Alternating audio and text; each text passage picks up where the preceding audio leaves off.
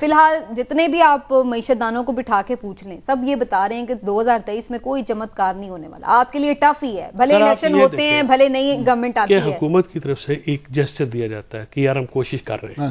دیکھیے مجھے یاد ہے جب عمران خان کی گورنمنٹ آئی تو انہوں نے کیا کیا کہ انہوں نے ایک ذرا میسیجنگ یہ کی کہ باہر جب دوروں پہ گئے تو ریڈیوس کر لیا وفد کے سائز. پھر انہوں نے جو ہے وہ وہاں پہ دکھانے کے ہمارا تو پرابلم یہ ہے اس وقت جو ہے کہ کہیں پہ دیکھیے پیسے بنانا وفاق کی ذمہ داری ہے, پیسے خرچ کرنا جو ہے صوبے کی ذمہ داری ہوتی ہے. یہ انفارچونیٹ ہے بٹ یہ ایک ہمارا ابھی میکانزم ہی ہے, حقیقت ہے. اور اس وقت جو وہ جو یہاں پہ بہت مشہور ایڈمنسٹریٹر تھے, جب پیسہ بنانے کی باری آئی تو چھٹی ہو گئی, کیونکہ پیسہ بنانا جو ہے سر وہ عمران صاحب مشکل کام ہوتا ہے, پیسے خرچ کرنا آسان کام ہوتا ہے. اب ایشو یہ ہے کہ ابھی تک گورنمنٹ کی اپریل سے ابھی دسمبر آ گیا ہے, ابھی تک کوئی سمت نظر نہیں آتی, کوئی انہوں نے میسیجنگ نہیں کی ہے.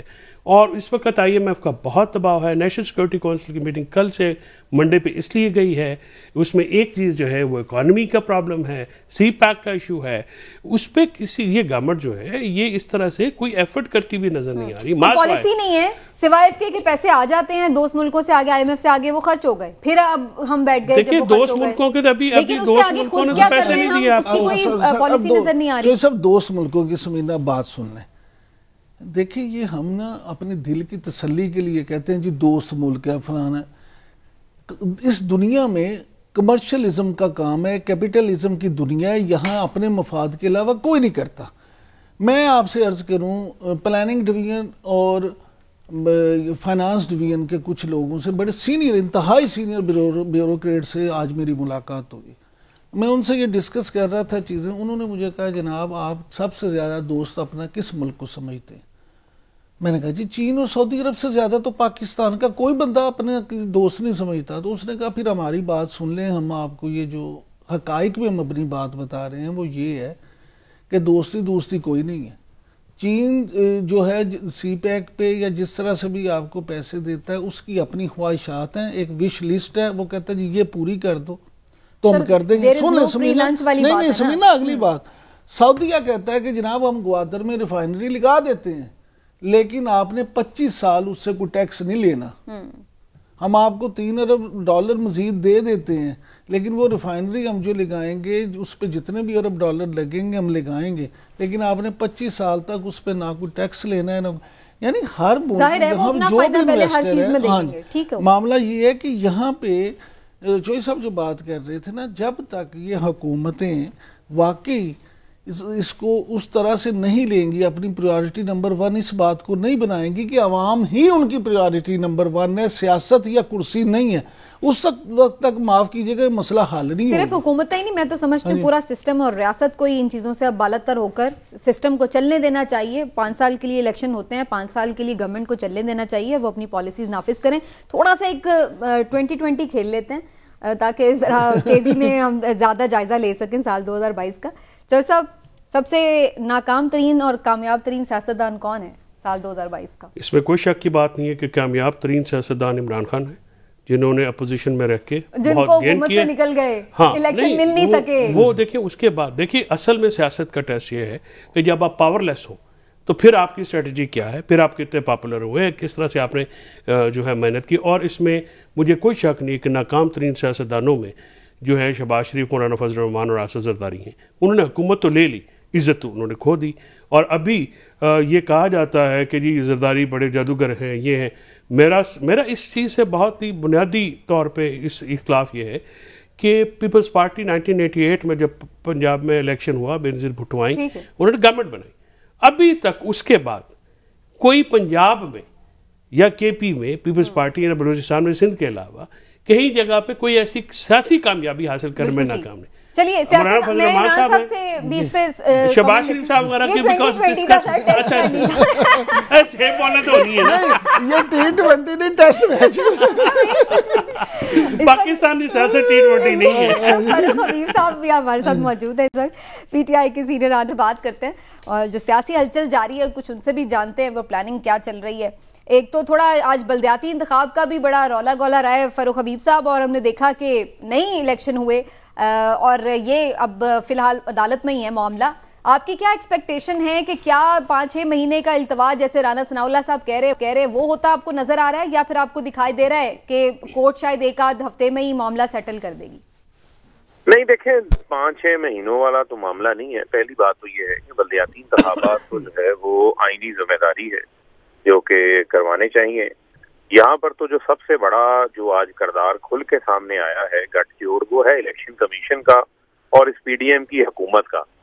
31 دسمبر کا جو شیڈول جاری کیا گیا تھا پولنگ کا، یہ الیکشن کمیشن کی جانب سے جاری کیا، اور الیکشن کمیشن شیڈول جاری کرتا ہے تو اس کی تیاریاں بھی ہوتی ہیں، عملے کو بھی تیار کیا جاتا ہے، وہ بجٹ بھی موجود ہوتا ہے، بیلٹ پیپرز بھی اس کے لیے تیار کیے جاتے ہیں. تو ساری تیاریاں تو ہوتی ہیں، لیکن کچھ روز پہلے جو ہے وہ وفاقی حکومت عمران خان کی پاپولیرٹی کو دیکھتے ہوئے انتخابات سے بھاگ جاتی ہیں، قانون سازی کرتے ہیں. اس کو الیکشن کمیشن اس بنیاد پر انتخابات کو ملتوی کرتا ہے. ہم نے چیلنج کیا، اسے کورٹ نے آرڈر کر دیے انتخابات کروانے کے. تو الیکشن کمیشن کے پاس کیا الیکشن کمیشن پاکستان کی عدالتوں سے بڑا ہو گیا ہے، یا عدالتی نظام کو جو ہے نظام عدل کو پی ڈی ایم اور الیکشن کمیشن مل کے جو ہے وہ چیلنج کر رہے ہیں؟ یہ وہ سوالات ہیں. اس حوالے سے فاروق حبیب صاحب آج یہ بھی خبر میڈیا میں گردش کر رہی تھی کہ پنجاب اسمبلی کی تحلیل کے حوالے سے شاید خان صاحب جو ہیں وہ کچھ اور اب سوچ رہے ہیں، اور پرویز الہی صاحب کی بات انہوں نے مان لی ہے. 2023 تو ویسے بھی اب شروع ہو ہی رہا ہے، تو یہ تو ویسے ہی الیکشن ایئر ہے، تو اب کیا پھر 2-4 مہینے اور گزار لیے جائیں گے اسی حکومت کے ساتھ تاکہ جو کام ہے وہ ہو جائے؟ جو ہمارا موقف ہے، ہم آج بھی اسمبلیوں کی تحلیل کے اوپر قائم ہیں.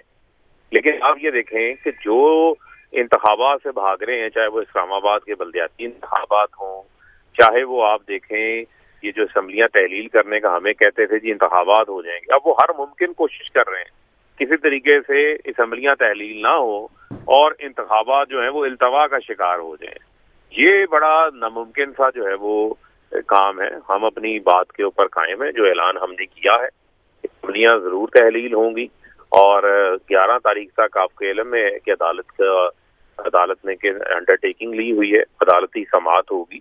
جیسے ہی وہاں سے معاملہ سارٹ آؤٹ ہوتا ہے، ووٹ آف کانفیڈنس بھی وہاں سے لے سکتے ہیں. نوٹ پہ سوال ہے، میں 2-3 دن سے مختلف پروگرامز میں مختلف یہ جو پیشن گوئیاں کرنے والے ایسٹرولوجر جو ہوتے ہیں اور پھر جو ٹیرو کارڈ ریڈرز ان کی سن رہی تھی گفتگو، تو آپ یقین کریں کہ تقریباً 95% کا یہ کہنا تھا کہ الیکشن 2023 میں نظر نہیں آ رہے، بلکہ کم از کم جون تک میں تو بالکل کوئی کوشچن ہی نہیں ہے الیکشن کا.